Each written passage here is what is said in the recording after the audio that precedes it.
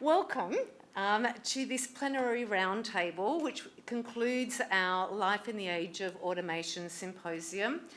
I'm Elizabeth Stevens, Associate Professor in Cultural Studies here at the University of Queensland and the convener of this symposium, which is being held as part of our ARC Discovery project on the cultural and intellectual history of automated labour, with the generous support of our colleagues and friends in digital cultures and society here at the University of Queensland.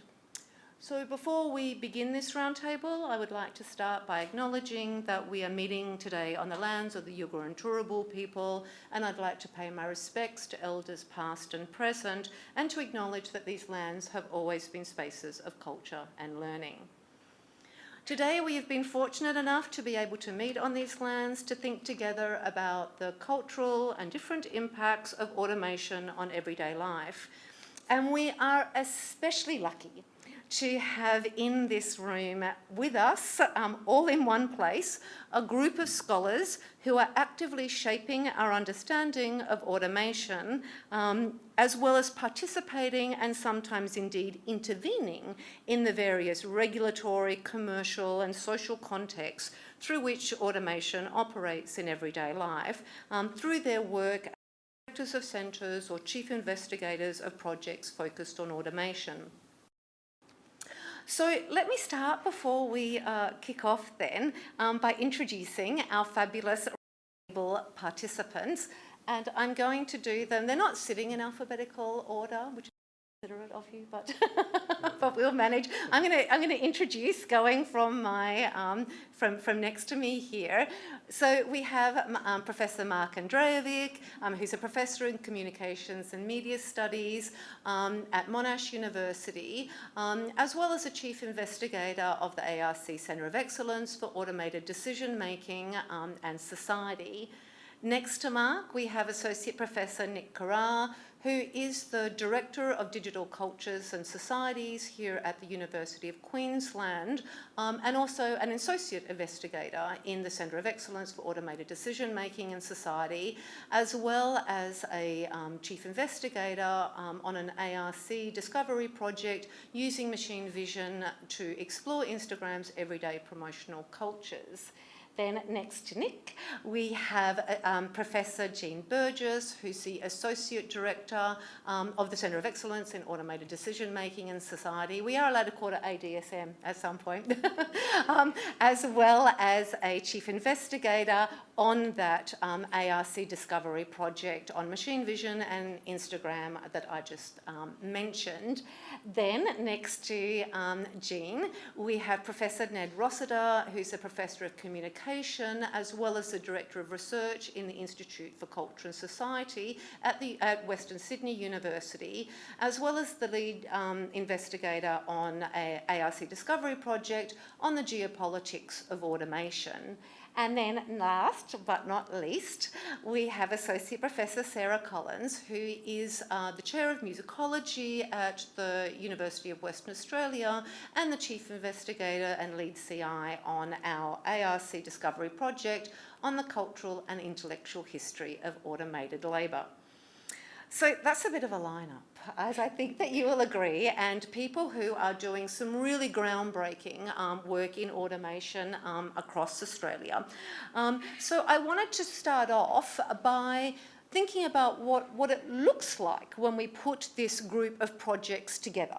So what kind of understanding or approaches to the study of automation do we have with this amazing powerhouse of roundtable participants next to us?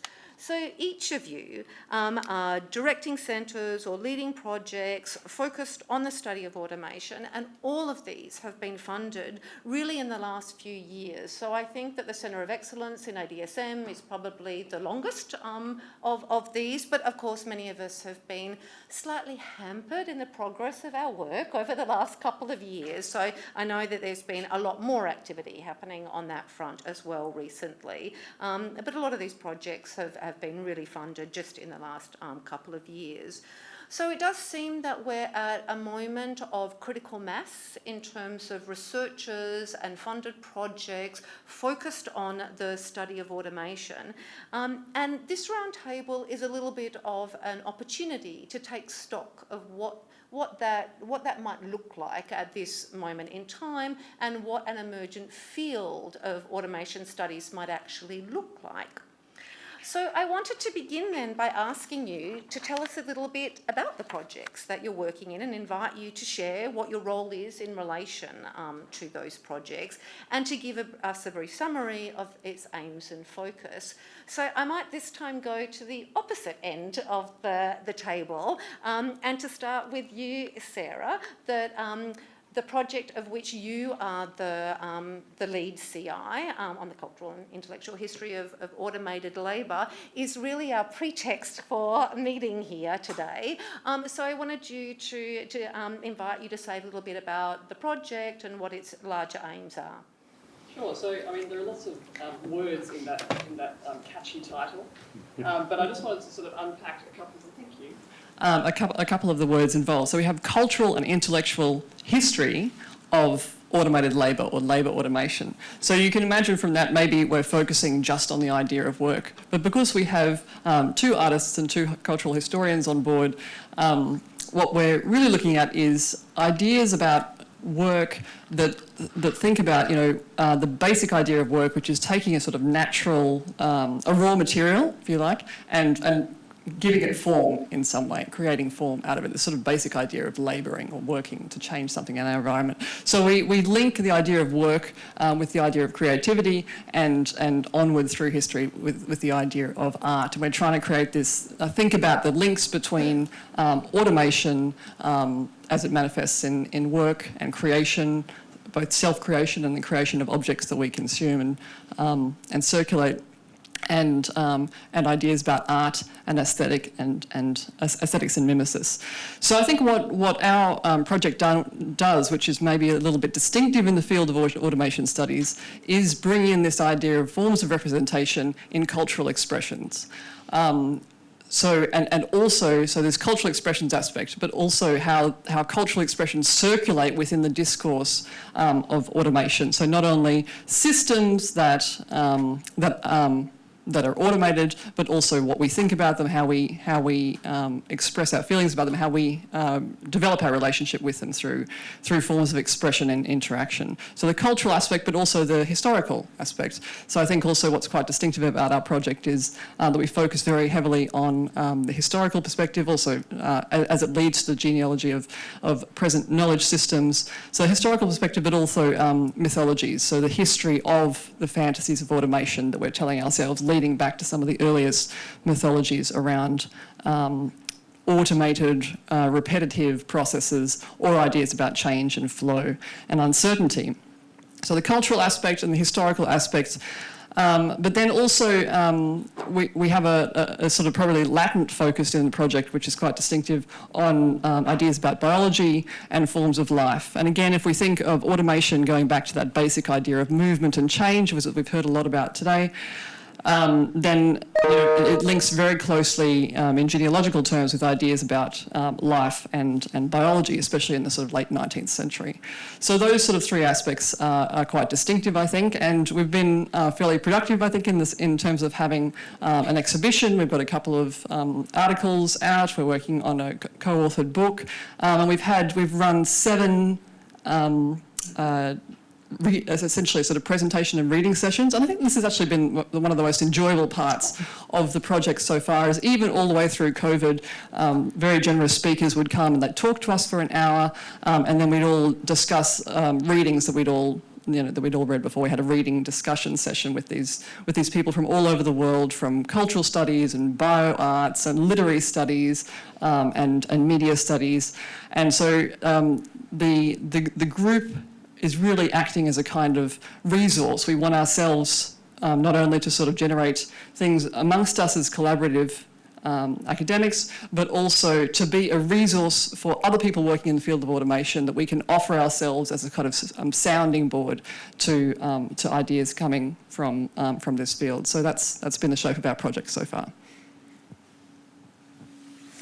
Our project with the ARC Discovery Funding has been, as I was talking earlier today or the last session on the geopolitics of automation, and there we've got 3 key sites, national settings rather. We look at warehousing industries in Germany, in Malaysia, and Sydney, Melbourne as well. We're kind of seeing the warehouse as this encapsulation of machine learning and AI systems that bear upon the experience and condition of labour. We're interested in the type of new labour regimes specific to warehousing that, if you like, are kind of part of the vanguard of contemporary capitalism. This is one of the insights we had from the work we did on logistics, particularly, to the point where, logistics became, I think, arguably sort of normative as a mode of organising the world, to the point I would say that we can speak also of something like the logistical university in terms of the software that's adopted to organise and manage our performance as knowledge workers in that particular institutional setting. So how to sort of see capitalism as it is sort of in its nascent emergent forms that then become more widespread is kind of a general curiosity that I think also motivates this project, looking at warehousing and the format of warehousing in particular. I think there's also an interest in the extent to which the type of research and development going on in AI and machine learning is kind of encoded culturally by the engineers who design those systems. That would be something we would like to know more about through discussions with engineers, the type of cultural knowledge they bring to computational design. We've started over the last year or so, as I talked earlier, been dialoguing with legal scholars around patent technologies specific to this warehouse operation. There's a few more things I'm sure I could say that are not coming to mind, but I'll let the discussion move along. Okay, so the ARC Centre of Excellence for Automated Decision Making in Society, or ADMS, it has a silent plus. So we talk about ADM systems. For those of you who don't know, ARC Centres of Excellence are large funding initiatives that that are designed to enable large-scale research on big problems, too big for a single discipline or a small team, too big for one institution, and too big to take only 3 years. So it's a 7-year funding span, and the centre is headquartered at RMIT University with a bunch of other universities around Australia, including QUT and Monash and UQ, among others. And the centre was funded to develop the understanding and practical interventions to enable responsible, ethical and inclusive automated decision making. And so for those of you who don't know, ARC Centres of Excellence are in the linkage scheme, not the discovery scheme. So it's really important that we work in an outward-facing way, engaged with partners, with community stakeholders, with regulatory agencies, and so on. So that's the first thing to say. The second thing to say, what's quite extraordinary about our centre is that it's tackling one of the biggest kind of technological transformations of society from a humanities and social science perspective. It's very much based, the critical mass of researchers in the centre are based in the humanities and social sciences. And because of that, there's no room to be finicky about whether you're media studies or cultural studies or communication studies or whatever. But we also are really pleased to be working with a number of colleagues from computer science and data science as well, in many cases embedded directly within our humanities and social science project teams. So while I'm from the QUT Digital Media Research Centre, and most of the QUT people work on what the news and media, what we call our focus areas, we also have a big focus on health systems, on social services, so a big footprint at UQ here. works on social services, and in transport and mobilities. The centre has been going since August 2020, and we did have a slow start, but we now have 200 members and a large number of active projects and partners. I suppose to lead us into the next bit of the conversation, the final thing I'll say is that I suppose we spent a lot more time thinking about the decision-making part rather than the automation part. But we chose automation as a focus deliberately, although it might have been, a lot of people would sort of along the way saying, oh, you mean AI, right? So you mean like AI and machine learning and all that? And we would say, no, it's about how decisions, reasoned judgments, which might be cultural choices or they might be something to do with the outcome of a welfare recipient's bureaucratic process, how these decisions are being delegated to machines within institutional settings. That's what's important. So robo-debt would be in scope as much as the fanciest kind of AI-enabled retail environment that we heard about earlier today. I'll leave it there for now. Thanks, Jean. I guess I'll talk about two things. Firstly, I'll say something about digital cultures and societies, a new research hub that we're establishing at UQ this year. And I guess if I think about the rationale and discussion around developing digital cultures and societies here, it was really driven by a sense at UQ of having this deep humanities and social sciences faculty and you know, this recognition that any version of the humanities that we're going to have over the coming decades is going to need to be really deeply involved with the digital.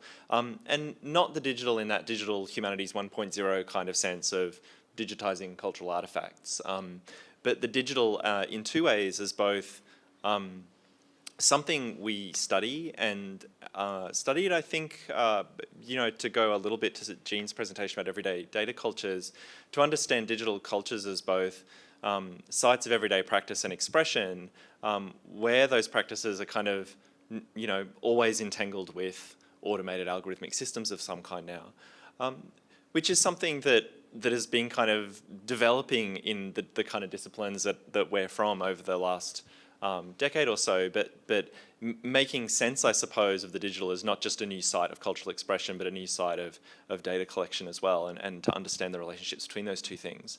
And so I think a lot of the work at Digital Cultures and Societies is thinking very deeply about those kind of digital cultures. And then I'd say the other thing that was really important in our thinking about digital cultures and societies was that digital technologies are not just a thing we're trying to make sense of, they're increasingly kind of intrinsic to our research practices themselves. And this is a kind of interesting and new challenge for us. And I think sometimes across the humanities and social sciences, you might say in some parts of the social sciences, we're further down the track of what they would call digital methods. And some of us who've kind of spent time going, that's not quite what I do, are kind of beginning to say, well, actually in the humanities and social sciences more broadly imagined, digital technologies, digital environments, digital stuff is going to be fundamental to how we go about doing our work. And so I'm trying to imagine how those two things are always now having to fit together, both in terms of the work we do, but also, you know, how we work with our PhD students and so on. And maybe just to say one more thing, which is about this discovery project that Jean and I are working on with a colleague of ours, Dan Angus, where I think that project for me, you know, at the level of a project embodies that kind of, we're looking at Instagram, we're thinking about how Instagram systems of machine vision work. But because that's a kind of proprietary system, the methods of the project involve creating a machine vision model in the public domain that we can play with. And we're kind of calling this the practice of critical simulation. That in order to understand how machine vision systems work in our culture, we're going to have to build them in ways that we can actually explore and play with them. And I think that's the kind of humanities that we're trying to imagine in that project, and that I think, you know, is an example of the kind we're trying to imagine at Digital Cultures and Societies. Thanks, Nick. I'm Mark Andreevich from Monash. I'll start by saying I'm well, thank you to the organizers for bringing together all of these folks who are working on these questions of automation, I think recognizing that particular moment, where the funding comes in and we've got a bunch of people asking these questions, I really appreciate bringing everybody together. And it's been the early part of the day, which wasn't recorded, sorry, has been super fruitful in terms of my own take on discussions about automation and thinking. So I'm really appreciative to be included. I'll speak a little bit in my capacity as a chief investigator for the ARC Center for Automated Decision Making in Society. One of the things, of course, that really draws me to this center, as Jean mentioned, is that it's rooted in the humanities and social sciences. And what that means for me is approaching the question of automation not in the abstract, but embedded in social relations. So one of the things that I find really interesting is to ask that question, what are the decisions that are made about how automation is shaped, or how automated decisions are shaped? In other words, what are the social arrangements that put automation to work in some ways? We could imagine automation doing all kinds of different things. Automation could slow things down, but it's not the priority or the imperative that's built into current deployment, most of them, of automation, right? We don't, for the most part, we're not building huge Rube Goldberg machines to do very simple things in very complicated ways. Although in some cases, maybe yes. If I think of Zoe's presentation a little bit, but also, and we can think of the different social imperatives that are shaping the mobilization of automation and automated decision-making processes, individualization, efficiency, frictionlessness, all of those things that get associated with it. And to me, those aren't necessarily inherent characteristics of automation, but of the way automation gets embedded in a particular set of social relations. So that's one of the approaches that we take in the center. I work specifically with Jean we're co-leads with Anthony McCosker of the data program. So the center has divided its angle of approach to these questions of automated decision-making into data, institutions, people, and machines. Now, of course, those are all, implicated in one another, but that's for the purposes of thinking about particular types of approaches. What interests me about the data program is if I think about how automation works, if you think about industrial automation, it didn't envision, it envisioned acceleration and efficiency, but it didn't necessarily envision production beyond the kind of cognitive scale of humans, right? We can do things faster, we can make them run faster.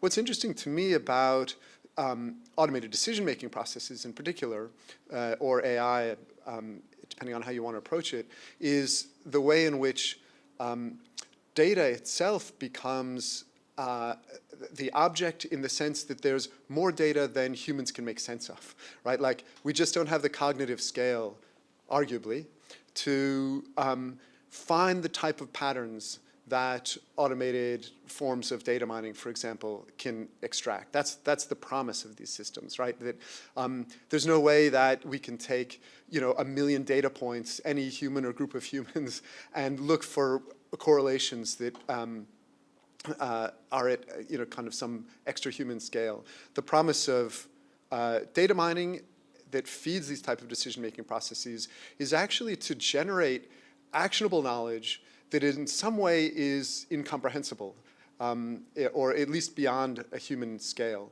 And that's, I suppose, why we have all these initiatives around explainable or transparent, or some kind of compensatory gesture. So it's that area of data is mostly the area that I tend to think about, because I think about sensing systems that collect data, and I think about how that data is made sense of and how it feeds into decision-making processes.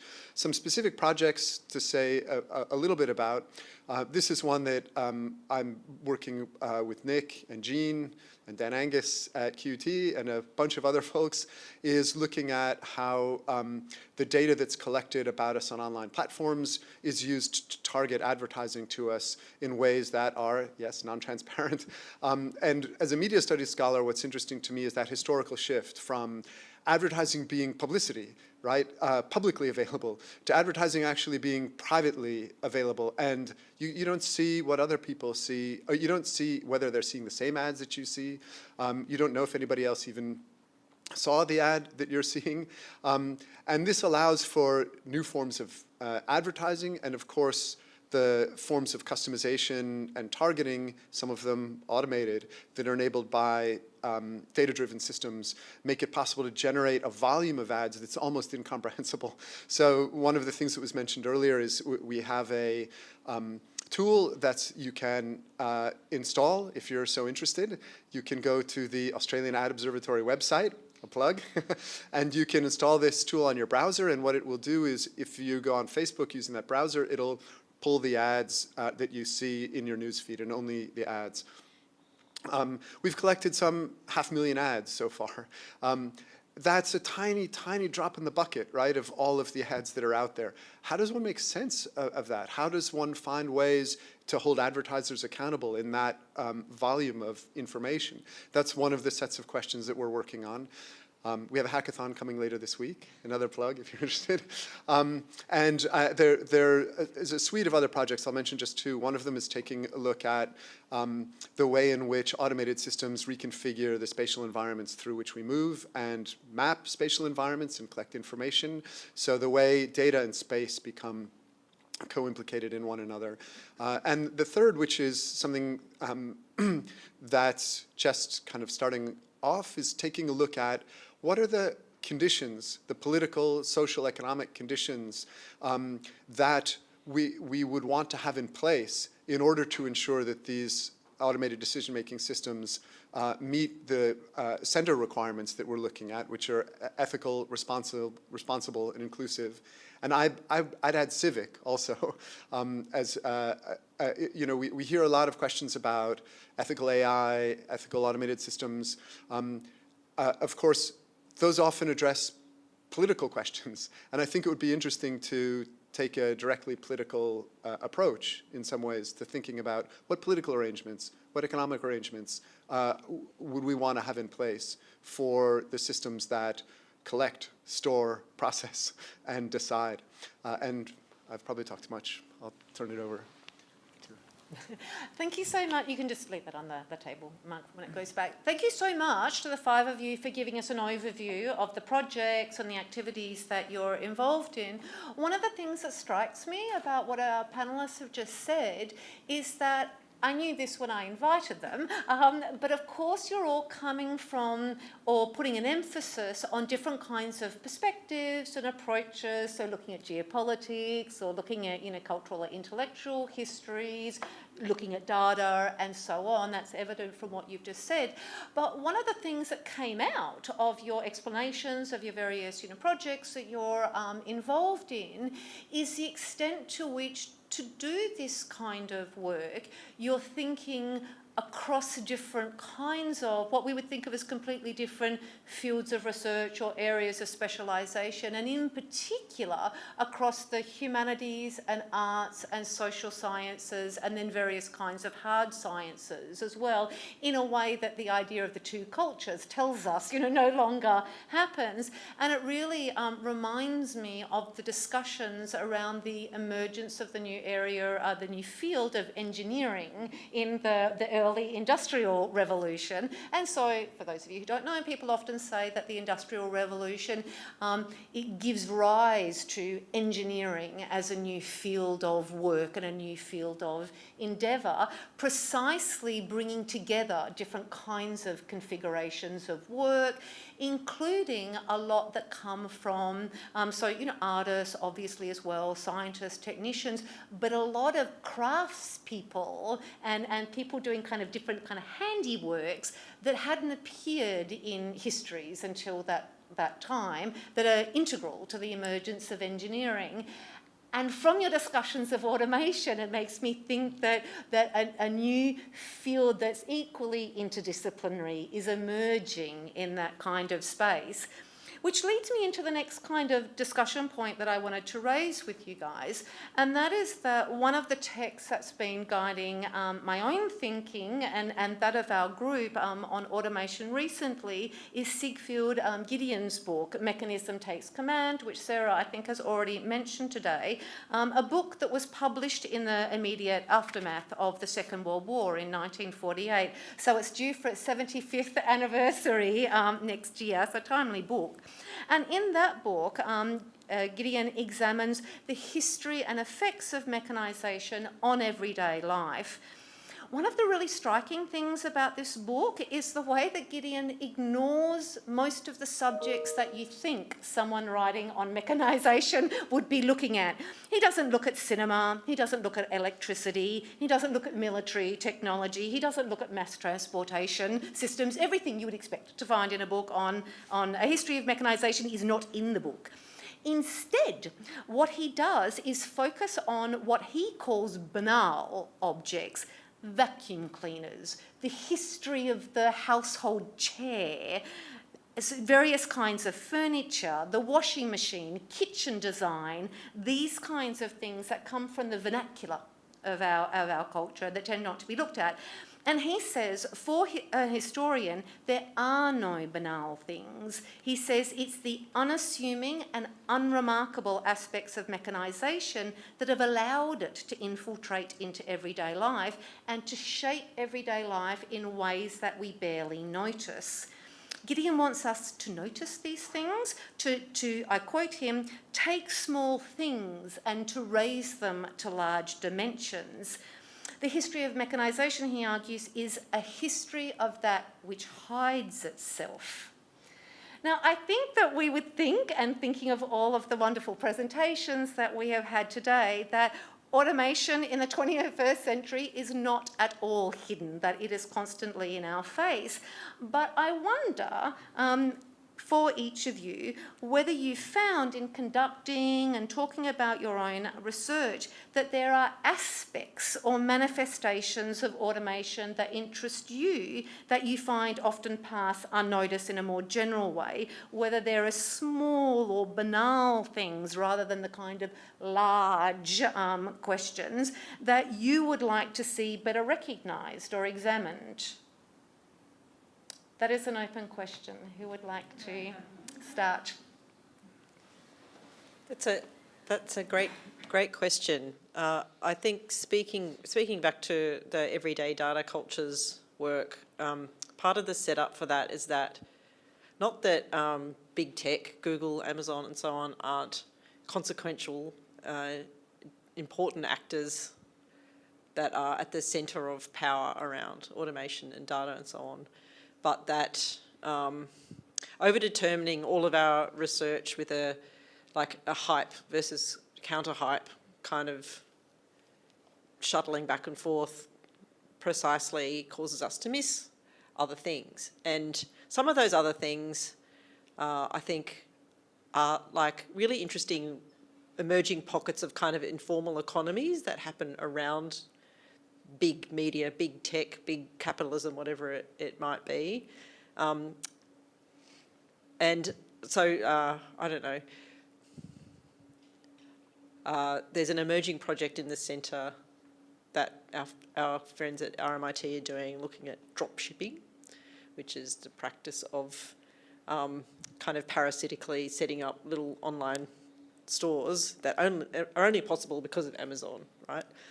So there's these kind of shadow economies around automated content creation as well. So like speaking of the banal, if you look at anyone with small children or who's had the misfortune to study children's YouTube will know that there's just an enormous unfathomable sea of really formulaic, low quality, I would say, kids content, and like there are really interesting emerging economies of these kind of quasi or semi-automated content farms emerging around that. But then one of our PhD students who was here earlier, Dom Carlin, is looking at just the vernacular bot culture in Reddit as a kind of counterpoint to the really like the overheated concern about bots on Twitter, you know, Elon Musk and I'm not buying Twitter anymore because there's bots on Twitter. But actually, user-created bots serve all kinds of really fascinating functions in promoting a pro-social culture on Reddit. They're governed in really interesting ways. So there are alternative models of, I suppose, emerging informal economies and emerging modes of governance that we could learn from by looking precisely in those banal and like hidden corners, I guess. Again, speaking for myself, not the centre there, because we have to look at all of the big important issues.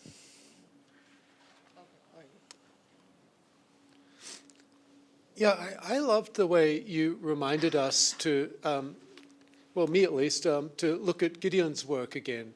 And I spent the weekend looking at Mechanization Takes Command and reading it alongside actually my preferred book of his, which is Space, Time and Architecture, which was published in 41, something like that, a little bit earlier. Nonetheless, fascinating that these are emerging as books during this period of war, World War II. What that says, I'm not sure. Nevertheless, I remember when I first encountered that book in the early 90s, and I read it alongside a few other books. The other one was Lewis Mumford's Techniques and Civilization. The other one was Harold Innis and the Bias of Communication. And the other one was, actually it wasn't published at the time, so just fragments from that work, but Walter Benjamin's Arcades project. And so there's a few sort of interesting things to read across those books.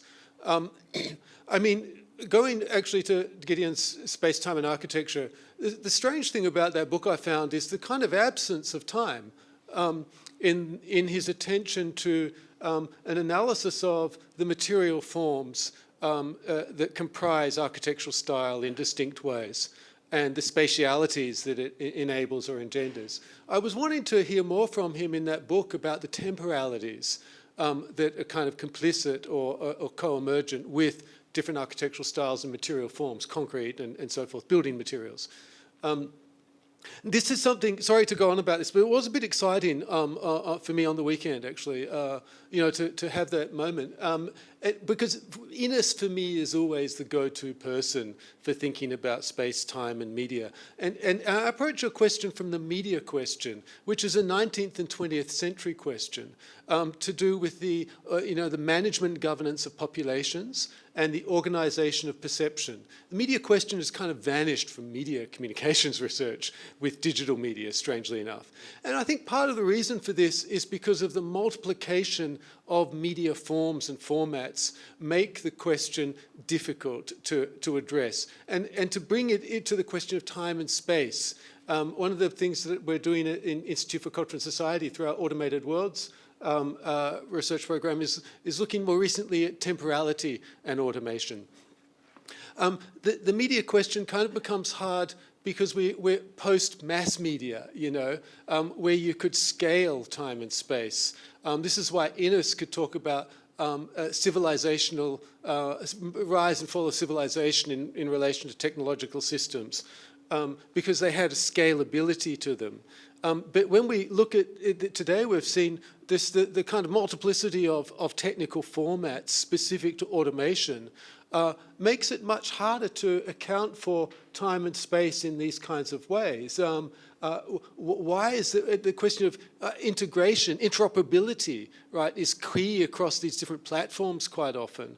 It's a curious question because how is interoperability possible when we've got kind of multiple standards, multiple platforms? How is it addressed, solved computationally? At the social, political, economic levels, we often see actually interoperability breaking down more often than not. Interoperability becomes a defining feature, if you like, of automation. Points of conflict and tension that emerge out of that. Anyway, I'll stop there except to say, one more thing is just the style, right? Those books are kind of amazing because they're suggestive of, to go back to your question of particularities, From these kind of particular kind of elements, can we construct and build, this might just be something you want to shoot down, but can we construct and build a general theory of automation? Is there an elemental theory of automation that can be developed out of this, or is it just sort of an absurd proposition? Nevertheless, it's something I'm kind of a little bit interested in when we make the sort of generalizable ideas generalizable from these kind of little things that we look at. It's sort of a kind of methodological but analytical kind of question, I suppose. Thanks. You've opened up a whole new realm there, which I think probably leads into the next question. And just on that, while you've raised it, I would probably say that for what it's worth, that there's probably a distinction to be made between uncovering a history of usage of the term or related terms: automation, mechanisation, repetition, replication, substitution, exchange. These type of terms that bear some relation to each other. You can map usage, and then you can map, which Gideon does, a conceptual similarity or assemblage of some kind, where he links things that seem unrelated through this conceptual similarity. But I think, that one danger of that, and maybe we're at risk of that ourselves, is a little bit that if you make the concepts too wide, it becomes meaningless. It means everything, and therefore means nothing. So I think we need to be careful again of locating, like you were mentioning, locating our understanding of automation very specifically in microhistories, local knowledge, local experience, and unpicking those. And even that is against the logic of automation, which is very much about big systems, and more data equals more knowledge, more truth, and so there's a subversive aspect, I think, to that suggestion that we're here to try to unpick the nuance and find the mess in something that looks too clean and neat and tidy. I think just on that question that you were asking, there's nothing more banal than emotions. And I think what undercuts a little bit of not undercuts, but sits underneath a little bit of Gideon's discussion, but also what we've heard today, is an affective kind of response, not only to processes of automation, bureaucracy, advertising, and those kind of affective responses that we can map, but also our own affective responses as researchers to the subjects that we're dealing with, in the sense that they are a bit gaudy, or they are a bit beautiful, or they are a bit. There's a fetish aspect to what we're looking at. Maybe this is what makes we have to be aware of that. So the idea of hope attached to the big discourses about automation: hope, denial, uncertainty, fear, lots of fear. And sort of simple, ideas about pleasure and desire, I think, are in there too, and worry. And so I think the idea of dealing with emotions as a kind of separate category that bears some kind of relation to automatic processes would be interesting, because, as we know, emotions form knowledge, and we speak knowledge through expressive means, through words, through writing, through forms of representation, and so emotions are at the heart of thought. And I think I think, Nick, something that you said before around trying to unpack a sort of relationship between the way you perform the research and what the research is giving you. I think it speaks a little bit to that tension, which could be quite productive to look at.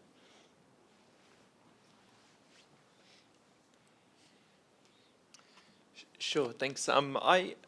In terms of just this question about overlooked, ordinary, everyday, one thing I've been thinking about a little bit in papers that I've seen published in the last year or two, but also papers that have been being sent to review, is this return to Raymond Williams' notion of flow. And it's kind of interesting to see that popping up in unrelated places.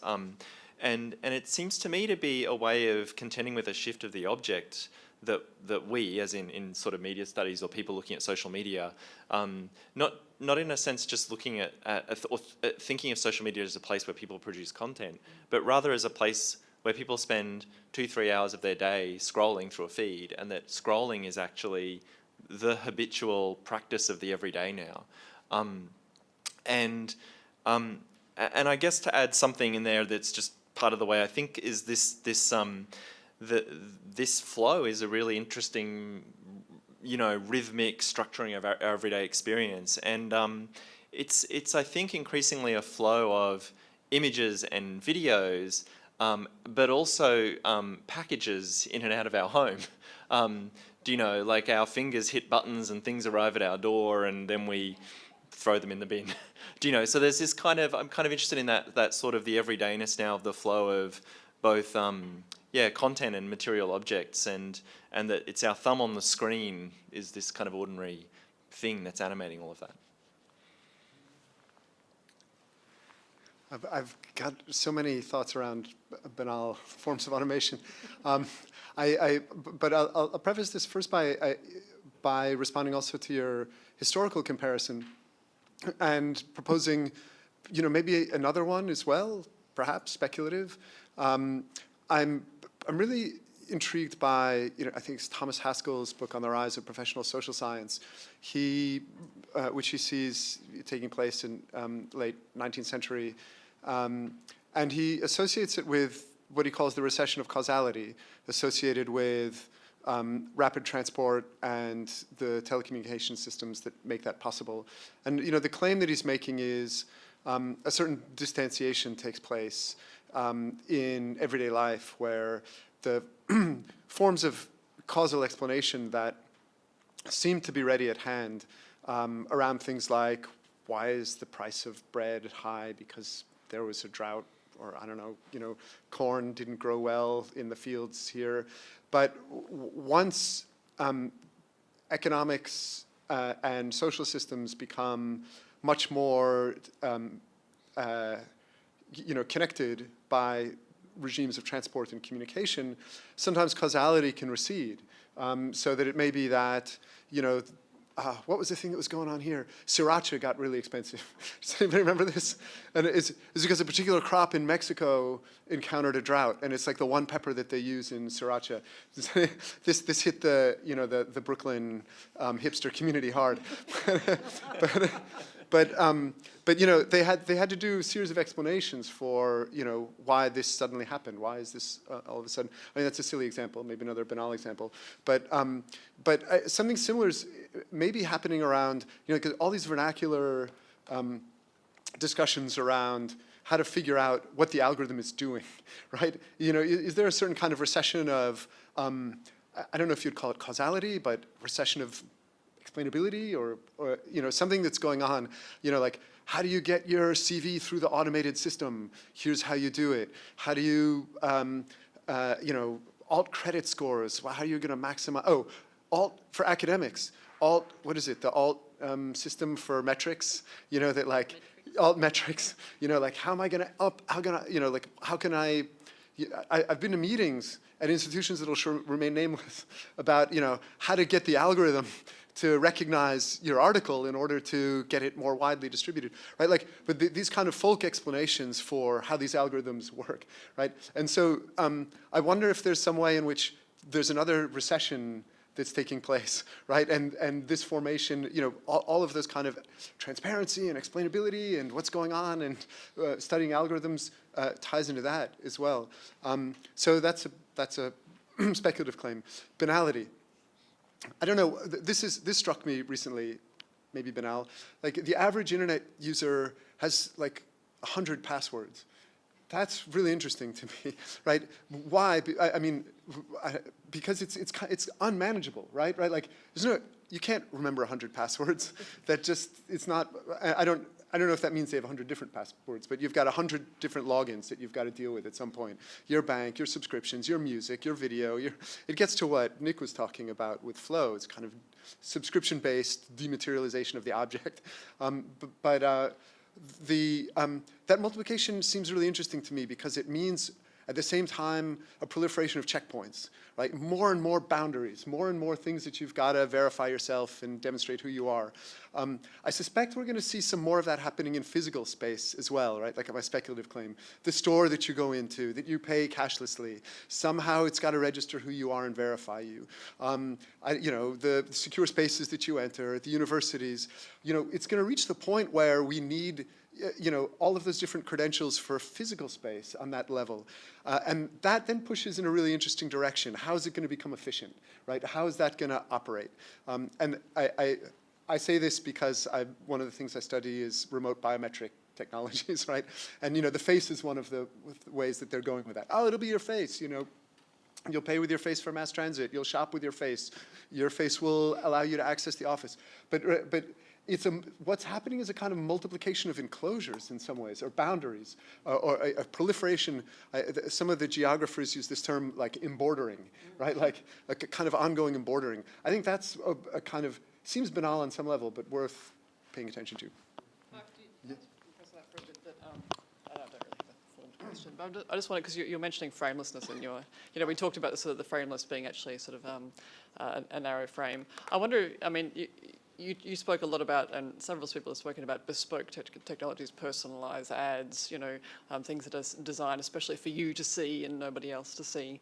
And in a way, you talk to people of a certain generation who see this as the opening of, accessibility and convenience and that kind of thing. But in a sense, and we talked about this before, that in your example of standing in the airport and only being able to see your information, there's a reduction of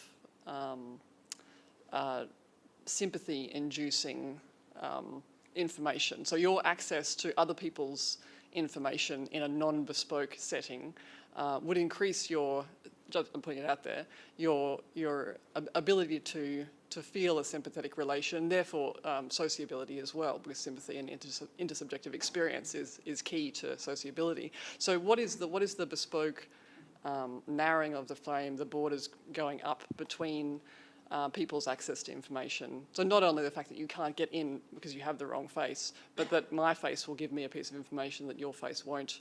Do you know what I mean? So what's the relationship with the bespoke aspect, the personalised aspect? Thanks. I don't know. I wonder if this is getting to your question. I hope it is. I have this recollection, I hope it's right, in, and it's going to make me sound nostalgic. I'm not, but maybe I am a little,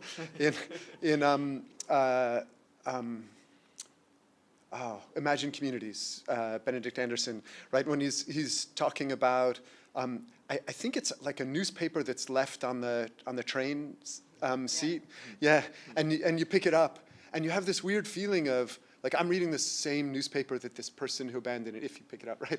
But like this idea of, and he's got a spatial metaphor too, like you're traveling through space and time, but you have this kind of imagined connection to the other person who read that same newspaper, right? Like, of course, I don't want to sound nostalgic, but something interesting happens. Like that doesn't happen you don't pick up somebody's phone, and if you did, you couldn't access it, and if you could, you'd see something quite different from what you saw on your phone.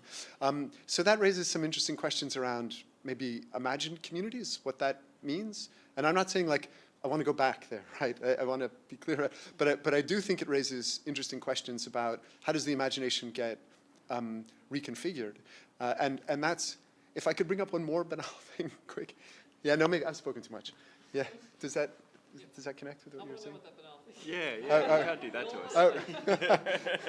So I was just thinking of Caro's talk earlier today when she was in the Frida Kahlo painting.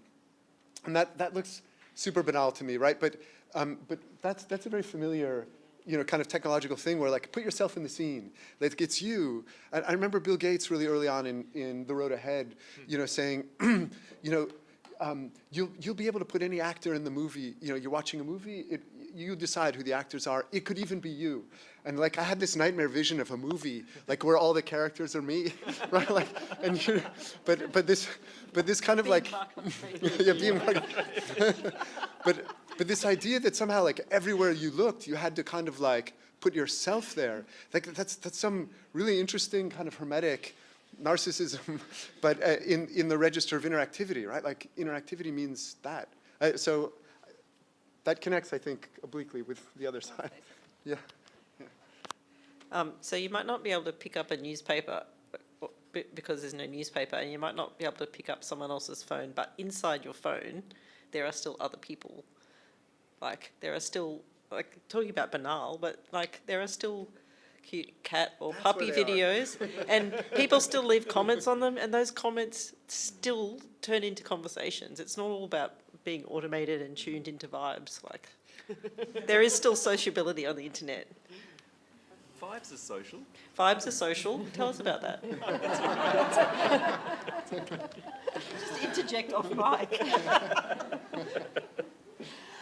So I'm going to ask one more collective question of the table, and then I am going to open to the room. But I want to follow up on something that you mentioned in your response just now, Ned, and you were saying that you'd been wondering what a general or generalised theory of automation might actually look like. And it's something that, I've been thinking about as well when I was reading the mechanisation, takes command book.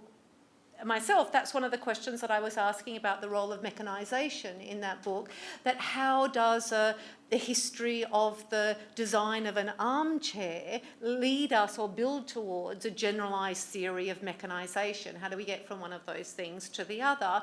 And it's something that I'm thinking about hearing, the different projects and different perspectives that you're talking about now, and the different sort of, frameworks that you bring to understanding automation. So I'm sharing your question, Ned, about what would a general theory of automation look like, but I'm wanting to take a more preliminary step to begin with there, and to ask you the big question, which is the reason that I put together this particular roundtable with this particular title, and to ask you, like, all of you are working on projects, you're working in centres that have automation in the title. So I'm going to ask you the question of, how are you defining or understanding the word automation itself in those contexts? What is it? How would you explain the word automation itself to other people?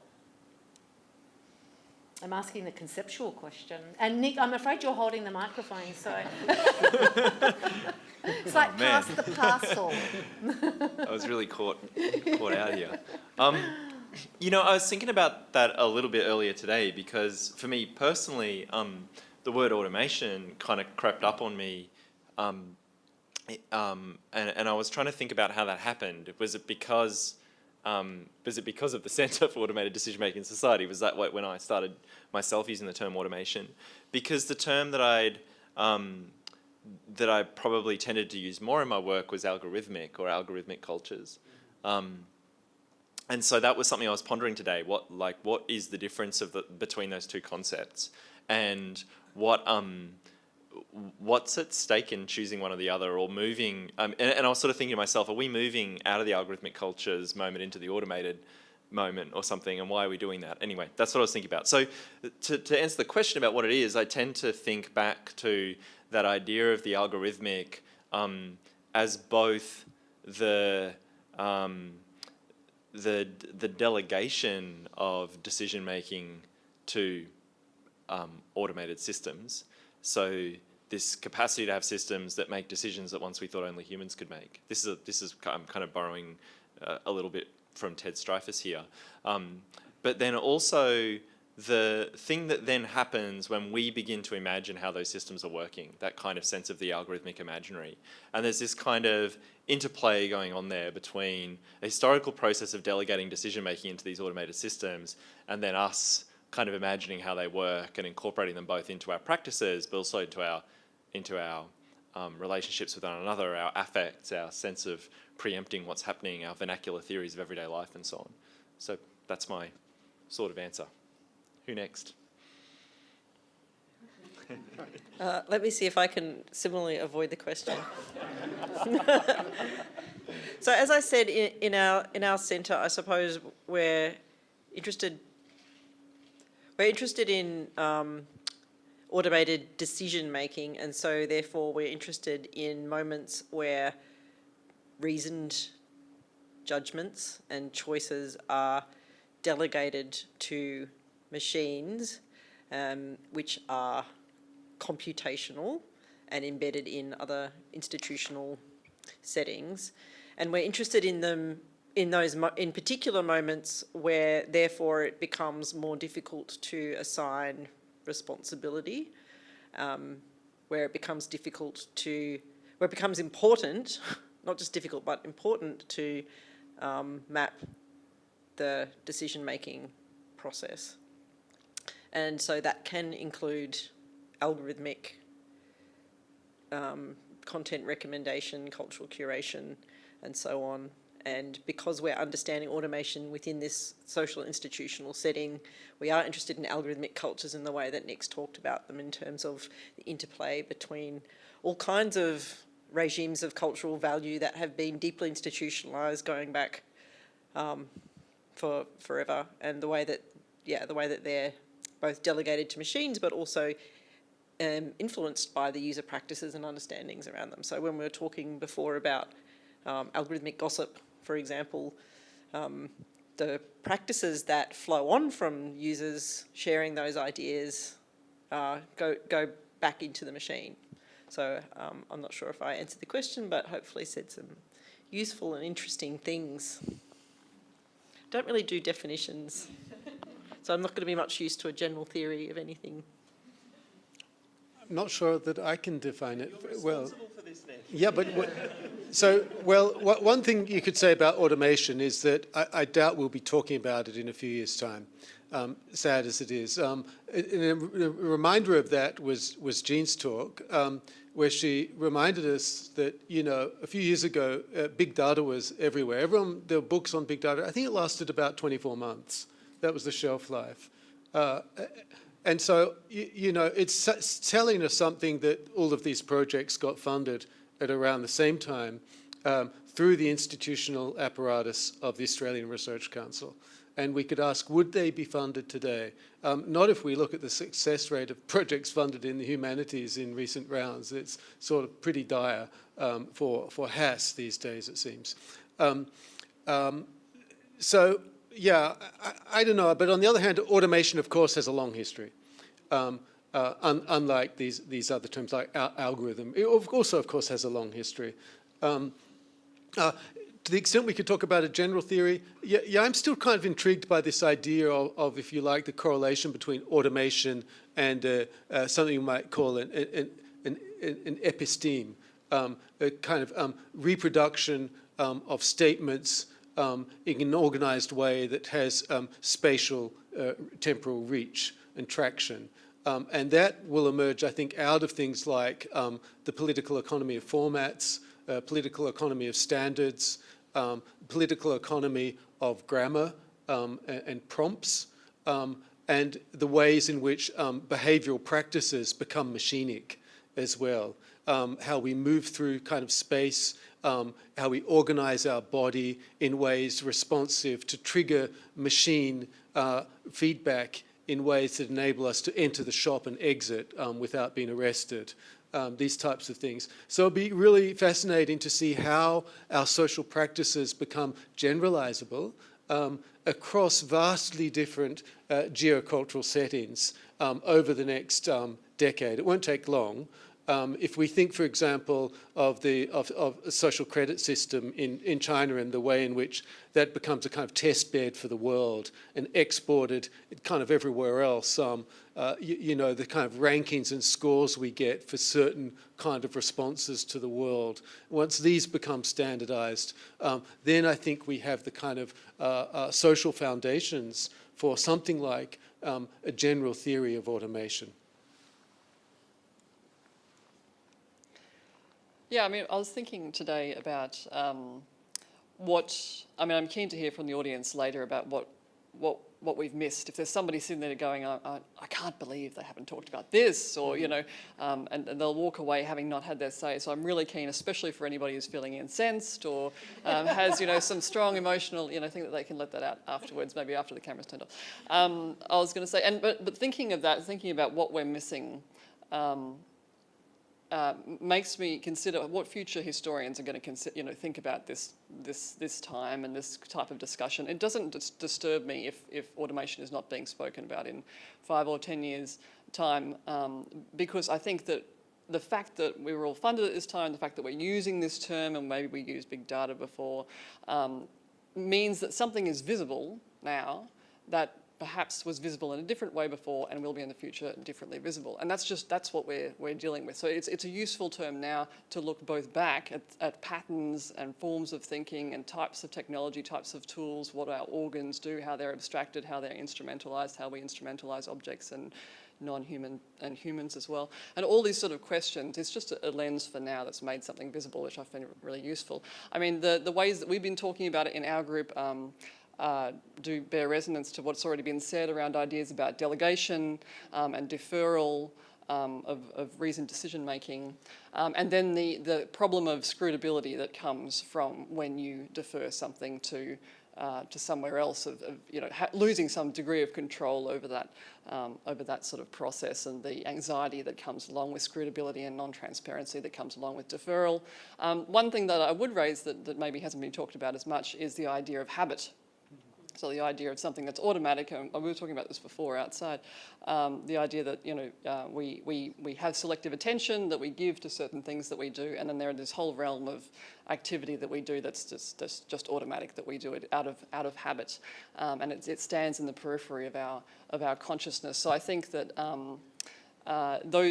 that conception of automation, which is perhaps less Big Brother-ish and surveillance-y, and raising those ideas about control and scrutability, but more thinking about ideas about consciousness and how much we're in control of our action and our ethical decision-making, and ideas about agency and individual autonomy. Those sorts of questions I thought would be raised more today, and I think they are raised elsewhere, but that's something that I would raise as a potential addition to the idea of deferral.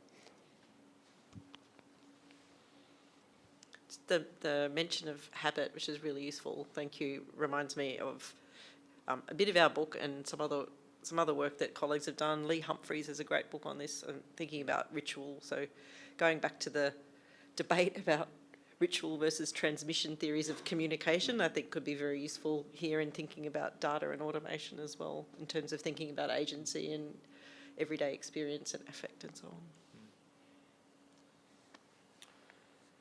I'm reluctant to sign off with the definition of automation. I'll do a quick one because I'm really interested in hearing from the audience. But what if the provocation were something like the amplification of social tendencies that are shaped in part by the allocation of resources and the structure of social relations, and also an alibi for misrecognizing the social as it is manifested in automated processes. And I'll leave it at that. So I too want to hear from the audience now, and so this is how question time will work for the To Please the Machines, is that I will call upon each of you to ask your questions in turn, and then I'm going to repeat your question into the mic. So I'm going to start here, so please have your question in a nice loud voice. The mic won't rove. You speak, I'll repeat. All right, so have human beings become more automated? That's the short version. Have we become habituated to endless cycles of automation? Yeah. So have we become habituated to endless cycles of automation? Good summary. Who wants to jump in there? Yeah, I mean, the artist Stellark, I remember trying to kill him in about 1996. As he was hitched to a machine that was automated, and there was a piece of software where you could, it was like SimEarth or something, you could plug in the number of times he did some incredibly violent, repetitious movement, so I threw in like 150. We had this machine apparatus strapped to him, 150 kind of these, and then 150 again and again. And I was wondering, at what point can I destroy this guy? And of course, he'd anticipated someone like me. Artists speculate. And he'd worked out that he would not let this prick kill me because there'll be a limit point. So this is the sort of interesting thing. What are the thresholds, limits of the machine? It goes to a question of excess, I guess. The body is always a potential for sites of excess. That refuse kind of subsumption into the logic of the machine. And what does that mean? I have no idea, except your question prompted thoughts of annihilation for me. If I could reframe and redirect Ashwin's question to Mark, So I think that, and thinking about the whole day, right, I think the proposition is like, we see these cycles of automation, or automation becoming apparent or visible, and at the same time, of course, there's hidden human labour or, and material processes. And we've had these cycles of like work, manual work being the focus, or creativity being the focus, and now with blockchain, you're saying value. I would also say governance being the focus. So that's your proposition, I think. And I think you're wanting to test it on Mark Andreevich. Sorry, what was the question? As reconfigured? Do you buy this kind of historical, this grand arc of history that Ashwin's mapped out for us? That we're... And what's next? Labour, creativity, governance, values, what's next? The grand arc of history would be, I mean, I suppose, are we talking about our kind of tendency to think automation will solve that, or that's, there's an app for that? You know, pandemic, there's an app for that. Environmental catastrophe, there's an app for that. You know, in the register of technological solutionism, I mean, I guess I see that as one historical arc that, well, you know, Jean traces in your recent book. But, you know, we've probably learned that that's, you know, on the evidence, it doesn't work that way. So the notion, I was really intrigued by what you asked. If I understood, you were saying a decentralized ID. I assume that's a gesture towards blockchain. Is that what that is? Or, Web3. oh, Web3. Yeah. That's really intriguing to me. I'd like to learn more about how that works. I assume it requires some type of a digital interface, right? Like you'd have to be doing it online or through your device or something. So you become a kind of attached to your device in that particular way, which I guess we already are. Elizabeth asked a really interesting question earlier, sorry, which I'm going to divert to, which was, yeah, because we didn't get to answer it. It was about failure, you know, the technologies that fail. And one thing that's really intriguing to me is not the technologies that fail, but the persistence of the efforts of people to keep doing what keeps failing, right? So like, you know, Google Glass didn't work, but it's gonna come back. You know, face recognition hasn't been working that well. Yeah, I don't know, it depends on who you talk to. You know, augmented reality, metaverse, whatever, you know, like, you know, what's interesting to me is the imperative is there, right? Like, even if it doesn't work, we need it to work. And that question seems really interesting to me. And so, you know, if the augmented reality, you know, whatever, who's working on the updated Google Glass? I know, I can't remember. One of these big tech companies is like, it's coming back, this time it's gonna work. They need that interface, right? Like, they need that to work. They need us to be attached to this thing that's gonna allow us to see the world through it. And that's a structured imperative. So that doesn't answer your question, but. And guys, I can see a couple more hands in the room, so I'm going to move to the next question, if that's okay. And that's you, Jean. The first thing when I think about automation is the automation of killing, automation of destruction, because of the machine gun and of the bomb that has been poured over, for example, the land of Vietnam where I'm from. So it was like completely absent. Like the machine gun and the bomb and the strategic bombing of the B-52, for example, I think it was just the test bay of automation to the core. So I think automation, instead of framing it around, for example, life, possibly death and destruction and removal, is also a productive point of like as an analytic. And what is interesting is that regardless of how much bomb has been bombed on Vietnam automatically and not very automatically, somehow the country won the war. So it comes to the point of not just the automation of destruction, but also the destruction of automation. How the Vietnamese people basically won the war without any gun machine. So I think the point that I try to make is, what is the particularity of different type of automation and different point of departure that it allows us to see the future and also the past? Because what I feel is we sort of flatten the history of automation into one thing. But there's something particularly interesting about this particular moment that has not been captured by the Vietnam War or the Mechanical Turk, that we sort of still unable to see that particular analytic point that makes today an automation, not the automation of the bomb, not the automation of the Mechanical Turk, because we see how vastly it has changed the world, the digital, right? But I'm sort of hungry for that particularity of that particular moment from the analytical point. Like, how do we see that and unpack that? What a really suggestive and provocative question. I wrote a book not too long ago called Automated Media. It was originally titled Drone Media.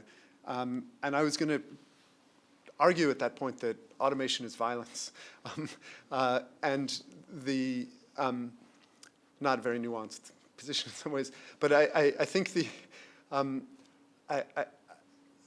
I don't know if this is going to get to the particularity of the moment, but it's going to come out of probably this perspective that I mentioned earlier around data.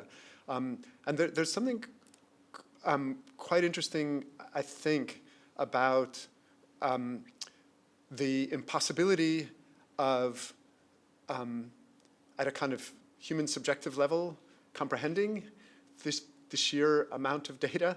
And to some extent, that was always true, right? Like, that's the universe. But the way it gets staged for us in the current moment is maybe historically particular, right?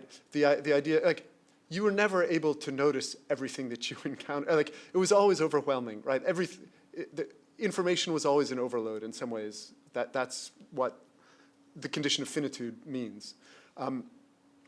But the fantasy that we can create technical prostheses that can actually contain that, which was uncontainable, and that those prostheses could, in a sense, serve as guides to us or leaders.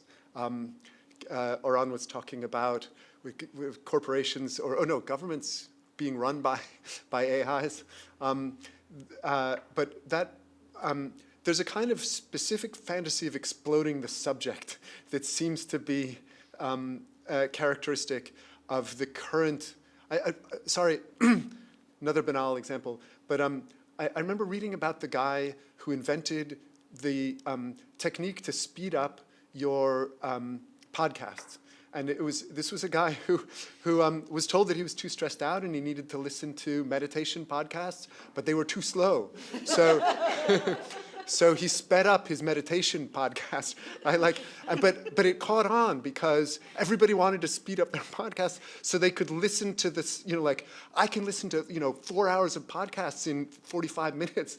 Like, what kind of weird explosion of the self is that, right? Like, on Netflix, right, you can watch, was that big thing where Scorsese was pissed off because you could watch the movies fast? Like, something really weird going on in terms of trying to contain, right, something that seems to be beyond the limits of the subject. To me, that feels quite deathly in some ways, right? In a particular way. But that may just be me. Taking on Sarah's invitation, there's a list of things, but I'll just give two. One is obviously we didn't really hear much. I think Mark just mentioned it once. The connection between automation and climate change, and I suppose an extension of that would be automation and extraction, both on this world and other worlds. Yeah, if you can just comment. Oh, just a super quick one that it's obvious to everyone that the computational processes involved with most of the machine learning, the blockchain, everything that we're talking about are incredibly damaging and costly to the environment. And then at the same time, paradoxically, there's actually a fair bit of innovation going on. Quite a large proportion of the AI and machine learning talent is devoted to improving the efficiency of the models. So, sorry? Yeah, well, yeah, they're working within that paradigm, so they're trying to fix it with better computation. I don't know what we do with that.